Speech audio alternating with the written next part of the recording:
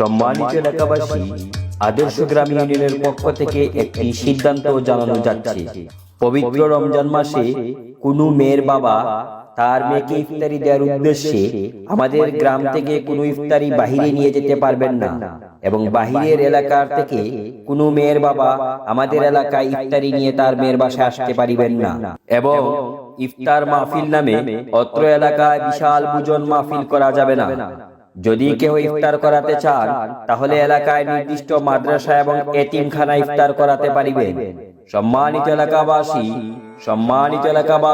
ربنا آتنا في الدنيا حسنة وفي الآخرة حسنة وقنا عذاب النار وادخلنا الجنة مع الأبرار يا عزيز يا غفار يا رب العالمين. اللهم اغفر لنا ولوالدينا وارحمهما كما ربياني صغيرا رب ارحمهما كما ربياني صغيرا. ربنا هب لنا من ازواجنا وذرياتنا قرة اعين واجعلنا للمتقين اماما. Allah amran milal şerif kabul farma. Allah tilavet olsam duruz şerif olsam Madina tayyibat marhabi barakat makbul.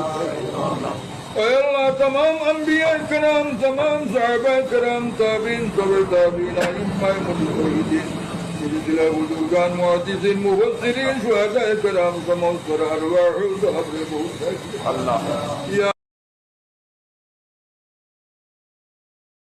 কোনো মা বাবা যদি সন্তান 10টাকে 10 চোখে দেখে, সন্তান 10টার বউটাকে যদি 10 ভাবে দেখে, সন্তান 10টার নাতিদেরকে যদি 10 ভাবে দেখে, আদর করে, সেজন্য ওই মা বাবাকে কাল হাসরের ময়দানে আহকামুল হাকিমিনের বিচারের কাঠগড়ায় দাঁড়াতে হবে, কারো ছাড় হবে।